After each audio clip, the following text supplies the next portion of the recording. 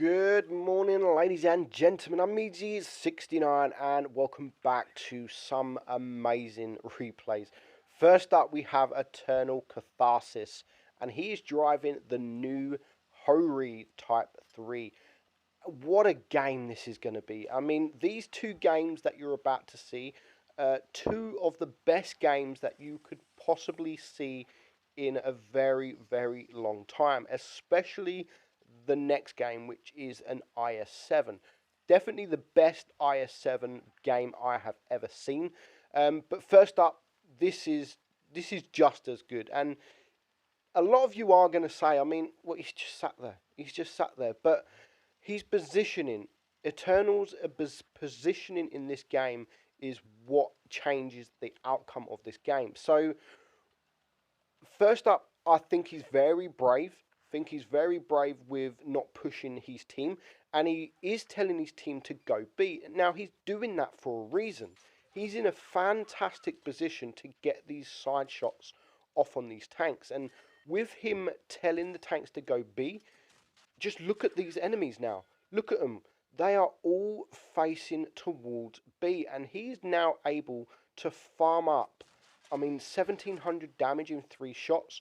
As soon as he spots the E50M, he backs up while he's reloading, so he doesn't get spotted, and then he's going to poke forward. And again, with the reverse speed on this tank, he is able now just to reverse up behind this and just wait. I mean, people, you don't see this a lot, and this is why I'm saying that this game is one of the best battles you're going to see, because his decision making, the decisions he chooses when to start pushing. I mean, look at all these tanks, and they're down. His tanks are down, and yet he chooses a perfect time to start pushing this E50M. He's now in this ditch, this gorge thing, and he's hidden from all the other tanks on the enemy team, and he was able to take out the E50M without taking any damage, just the little ram damage. And now they have bring it level. He has the side of an E3. He does get shot there, but now he's just going to go further left. I mean, he knows that 3 or 4 of the tanks are around to the right side, so he's going to go for that E3. So now he's taken out that E3. I mean, he gets a nice troll bounce there, 560 troll bounce. But all the tanks left remaining are now in the middle, and he's relocated into a perfect position. So again, he is able to get those side shots. And because of the position of the Motion and some of the other tanks in the middle, the enemy are occupied. I mean, all the enemy are occupied with other tanks. Now, unfortunately, the Motion doesn't last too long with the Sheridan and the FV215B pushing. But he's now on a ridgeline where he can start using the speed of the tank to get that shot off, reverse up, and go just be out of harm's way. And again, he does the same with the Sheridan. Now, he's going to wait until he reloads a bit, and just before he reloads, I mean, the timing of the timing of the rushing is going to be very, very crucial. Now, his team are winning on supremacy points. It is still 3 against 3, and he's going to get that shot there. And now he got that shot on the IS-8.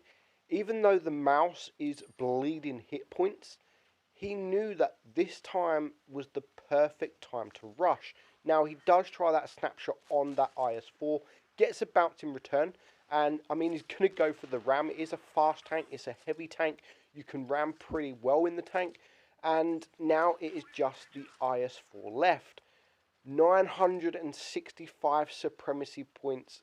They are going to win on supremacy points regardless, unless this mouse dies. 985, it needs one more shot to clear this guy. 990, 995. There's the 1000 supremacy points, and he does get the final shot and the final kill. What a great battle, in not just damage wise, but decision making, deciding when to push, positioning. It all made up to be a fantastic game. 8,725 damage a few days after this tank was released. Absolutely brilliant. Thank you, Eternal, for sending me that replay in. Amazing. 1741 base XP. Not a great deal of base XP, but he didn't get no spots. He was sitting at the back. Actually, he spotted 2 tanks. So it's quite there's not enough XP, I don't think, for what he actually did. Next up, Kevin. We have Kevin in the IS-7. Now, honestly, this is, I don't care what you say. I don't care what anyone says. This is the best IS-7 battle I have ever seen. It's just amazing. It really does really well. Now, again, it is Supremacy, and he is pushed really hard towards base C. He has opened up the AMX 5120, gets that first shot in without getting shot in return, but also the AMX 50B is there as well. So the KPF is silly. The KPF is really silly because sitting out sideways in front of 2 autoloaders is not a good idea, and you can see he's absolutely got wrecked. Now, the AMX 5120 also gets wrecked in return, and what he's going to do now, there's no point sitting with the KPF. Get behind. Now, there's a tank in front and a tank behind. Like, why both sit in front when you can sit behind and absolutely wreck him with HE? Now, the HE use of this tank, I mean, he does 600 damage twice in a row, and he is going to get very lucky at the targets that come his way, because he's just had 2 high roll HEs, and now a waffle comes in front of him. So he's able to get that 3rd HE shot in a row, doing high damage. And again, the waffle is still there, and he is able to get another 638 roll into him. So already he's got 3,900 damage, and yet again he is going to get a nice HE roll. So that's what, 5 or 6 HEs in a row, pushing him up to 4,300 damage within 2 minutes of the game. 4 kills, takes out the IS-7, 4 kills with now 3 tanks left alive. Now, the T-22 on the enemy team is the target to go for. He needs to support his grill. He needs to keep the grill alive, but he can't quite poke out yet because there is a Foch somewhere and there is an STB somewhere. So he's going to wait for the time to push. He doesn't want to start pushing and get absolutely wrecked from the Foch, but he does get shot from the STB, which I prefer getting shot from the STB than the Foch. But unfortunately, he can't quite help the grill in time. He would have liked to have got there quicker, but a lovely double tap there, and that clears the T-22. So he's now blocked 1,100 damage, and he's on 5,400 damage, which is already a great job in an IS-7, because the IS-7, I mean, let's face it, personally, it's been power crept. I don't think it's a great tank no more, not when you have tanks like the IS-4. So he's now on 5 kills and 5,400 damage with 2 tanks left alive. So he makes the decision now where he knows that they're losing, and he knows that both of these tanks are going to rush that VK-72.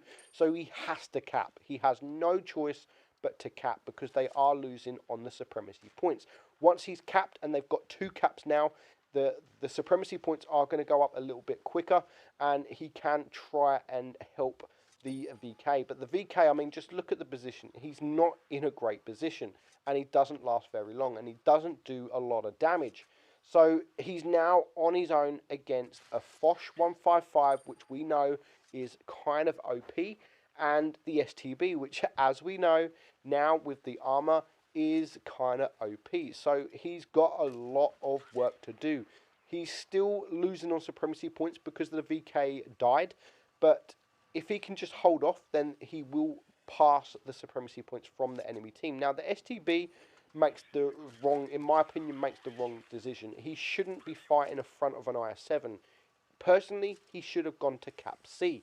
But I think they get greedy. They're not pushing together. They should be pushing together.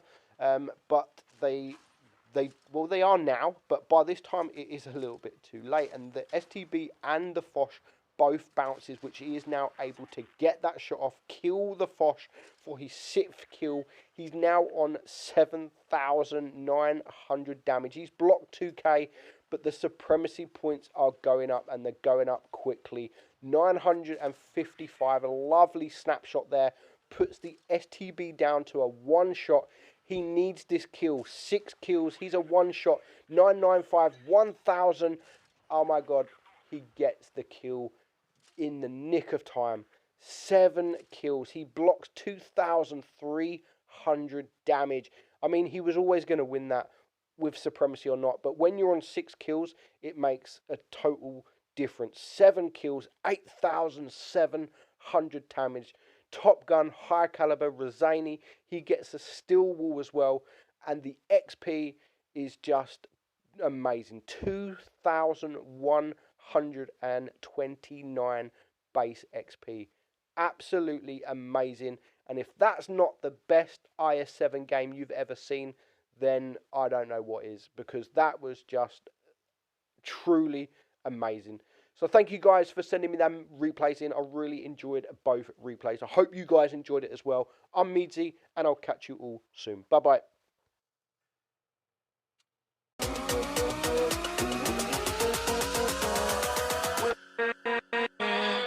With